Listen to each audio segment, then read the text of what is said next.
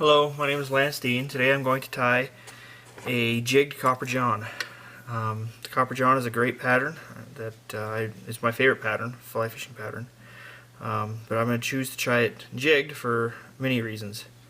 One is that when it's fished hook point up, and that's always an advantage for better hooking. And I'd like, when you get the smaller sizes, the TMC 5262, the gape on them gets really small, and I just think that the larger gape helps hook fish a little better. If you look at this TMC 5262, you can see how small the gape is compared to what I've got in there, in the hook, in the vise. One thing to keep in mind when you're tying with a jigged version, or any hook on a a Copper John on a standard hook, is that when you're tying on a standard hook or a jigged hook, you got to go down or increase your size a couple sizes with the hook because of the two extra lengths of the hook shank on the TMC 5262. So what I've gotten of the tweezers, there's a size 18 TMC 5262, and if you look, the shanks on these are almost the same length, and the reason that is because I increased the hook size on the Firehole 516. The Firehole 516 is a size 14, and the TMC 5262 is a size 18. And you do that to compensate when you're missing that length, and so you can keep your proportions. So what I'm going to do is I'm going to tie the materials in, and the proportions for the materials, or the sizes of the materials, as if I was tying a size 18 hook, when in actuality I'm tying it on a size 14. It's missing those two extra lengths, and because it's a standard hook shank, I'm able to compensate for that length.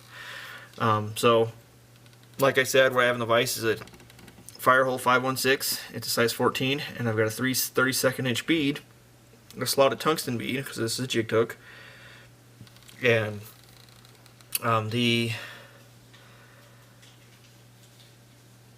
so the reason I have a 336 instead of, say, a 7/64 or a 1/8 is because I'm tying it like it was as if it was a size 18 for the Copper John. So that's 3/32 copper bead, and I'm going to use some lead wire. I've got some .010 lead wire, and I will wrap about 13 wraps of lead wire around the hook shank, and we will proceed after that. 1, 2, 4, 5, 6, 7, 8, 9, 10, 11, 12, 13. I'm going to pull that lead wire and then stuff it up into the bead as far as I can, and pull that. Okay. That's as far as I'm going to get it. Okay, and I'm going to use some UTC 70 thread in black, and we'll start that right behind the wire. And I'll go to the bend of the hook, near the bend of the hook, and I'll go ahead and cut a tag. And then I'm going to tie in my Goose Biots. Just thought I had them here, but I don't, so give me a second to pull a couple of those off.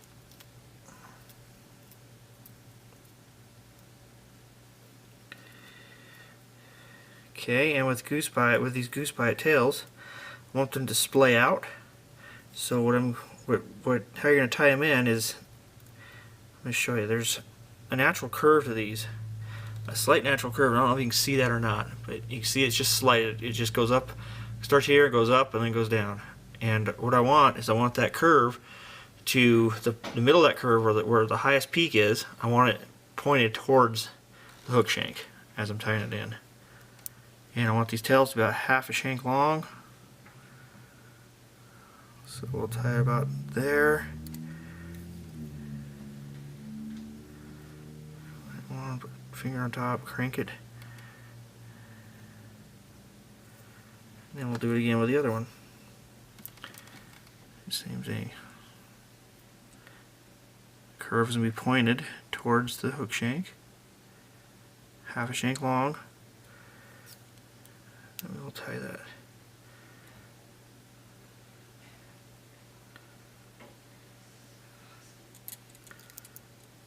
Down. Just be patient with it, and you'll be able to get them where you want them. When I'm confident those are secured, take my scissors and I'll cut the butt ends of those biots off. And then I'm going to take some red ultra wire, and small, and we are going to tie that in for the abdomen.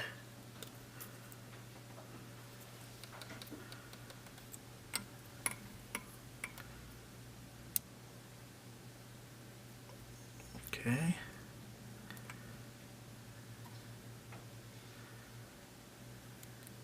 And then I'm gonna, once I get it tied in, I'm gonna build a slight taper.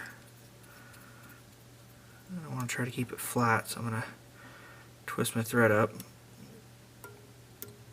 counterwind it, and then wrap around the shank to build up my body.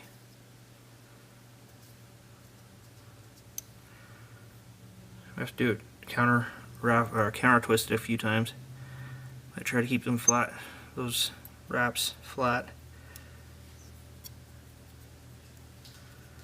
And then when I have a good spot to feel I'm good at about 80% of the hook shank, I'll do a half hitch, put the bobbin on my rotary bobbin cradle, and then I'm going to start wrapping this wire. Now I'm going to do the first wrap, and it's going to be wrapped around. And the second one, I'm going to want to have them be touching wraps.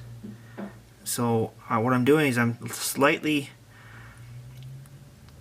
holding my wire, pulling it, or pushing it, I guess is what I'm doing, pushing it towards the back of the fly. And as I'm doing that, it is allowing the wraps to glide off of the previous wrap, and so you get touching wraps. I'll just keep wrapping that around the hook shank. And again, I'm using small wire on this fly, even though it's size 14. Typically a size 14 is going to use brassy, but I'm using small wire because I want to tie it with proportions of a size 18 on a size 14 hook.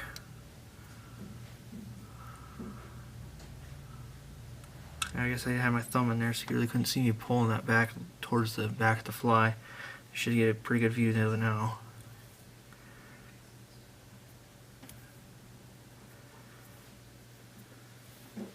And once I get to about the 80% point of the hook, I will tie it off.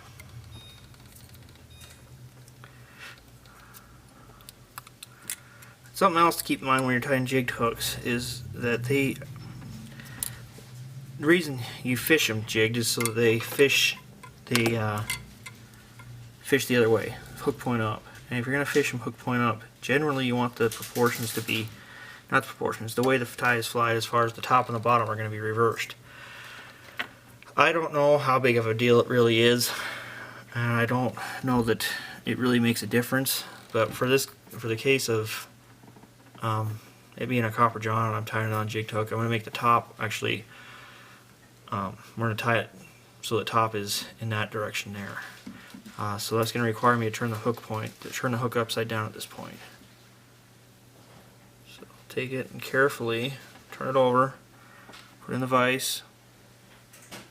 Be careful not to crush my biots. And then and we're going to be upside down now. And from here I'm going to go ahead and wrap a few wraps around to get it back to proportionate with the THORAX. And then I'm going to take some Flashabou. I've got some Herl Flashabou. Whoops. Sorry, I just dropped it. So I'm going to take some Herl Flashabou. I'm going to tie it in again, we're doing this backwards, so you gotta be a little creative as you're tying this Flashabou on. Center it over the fly. We're going to secure it down. I'll cut the tag end of that Flashabou off. And then I'm going to take some thin skin that I have cut to a 1/16 inch wide. I think that's about proportionate for a size 18 Copper John. Then we're going to do the same thing with this thin skin. We're going to tie it in, and again, being creative as we're tying it in.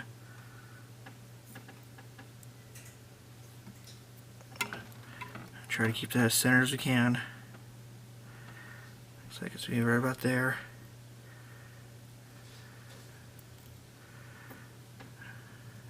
And if you notice, I'm kind of bending that so it goes over the hook point so I can keep it centered as I'm wrapping it down.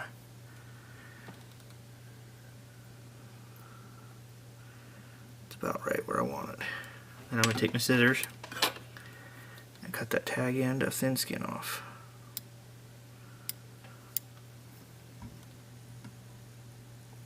Okay. Alright, now I'm going to take my Peacock Herl. I've got 3 strands. Even them up. I'm going to tie them in.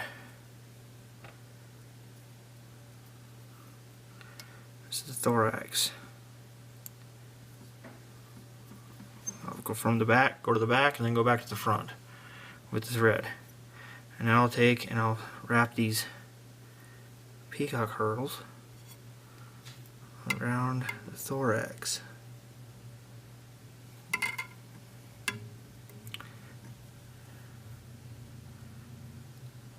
Okay, now I'll tie these off. Put a couple wraps, locking wraps around the Peacock Herl, and go around the front of the Peacock Herl, lock it in, and I'll take and I'll trim those.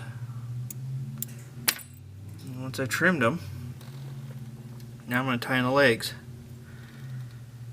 And for the legs, I'm using the soft hackled hen saddle. And I'm just going to grab about a dozen or so fibers and do my best to even them up. I want these to go. Now the proportions of this are a little bit off because, again, the hooks are different sizes, so I just want to go just past the thorax. I'm going to twist that clockwise so I can have a rope there.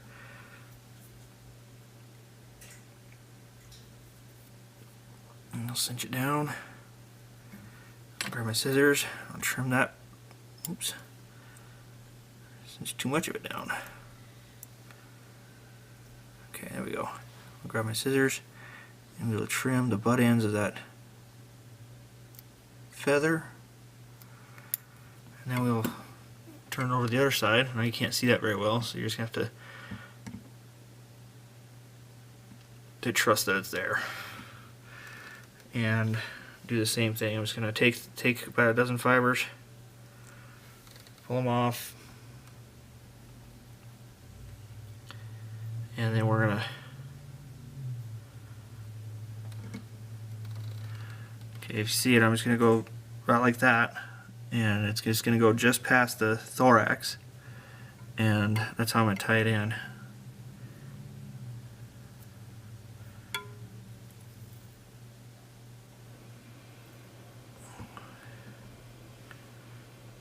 Okay, trim the fibers.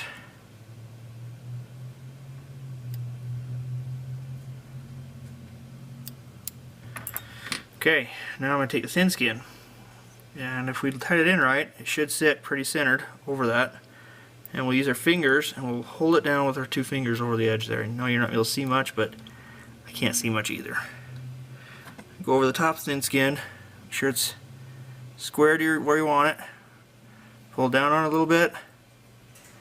Do another wrap around it. And do a wrap around the front. And then I'm going to take the Flashabou and we're going to do the same thing. Go around the back, go around the top. Bring the Flashabou down. And the thread, wrap the thread around it. Do a couple of good tight wraps. And then go around the back side of both of them. Then we'll take the thin skin and the thread and the Flashabou and we'll start trimming.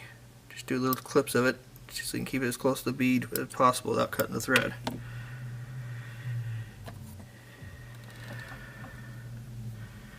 Now it looks pretty good.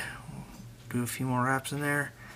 We'll grab our whip finisher and we'll whip finish this fly.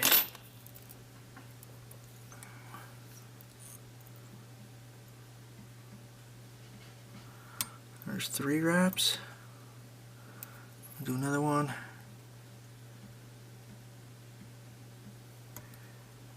And there's the other one. Okay, and then you get a cutter, break the thread, and then we will put some a UV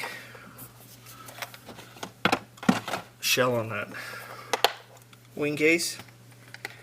Use some thick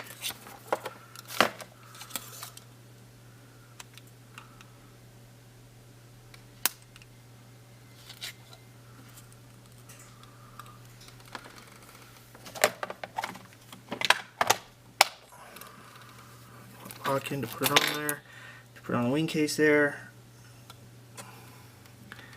And you're going to put it on, be careful not to get the legs.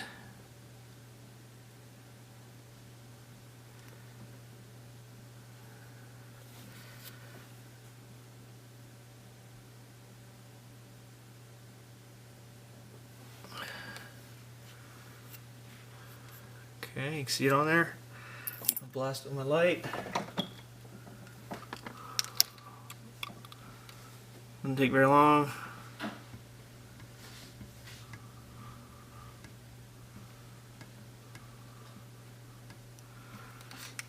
Okay, and now I'm going to take some of this, because this is the thick stuff for clear cure Goose, so it's sticky when it's cured supposedly. And I'm going to take and brush on some Hydro, clear cure Goose Hydro. Which you don't necessarily, if you have the right type of glue, you don't need to do this final step. I just don't like my flies sticky. If you have one that doesn't allow it to be sticky, then you're good to go.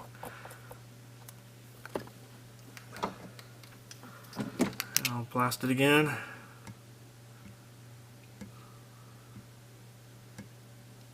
And that is the Jigged Copper John on a size 14 hook, which has a portion of a size 18. I hope you enjoyed this video. I enjoyed doing it. Thank you for your time watching it. Please remember to subscribe to my YouTube channel, and thank you again, and have a nice day.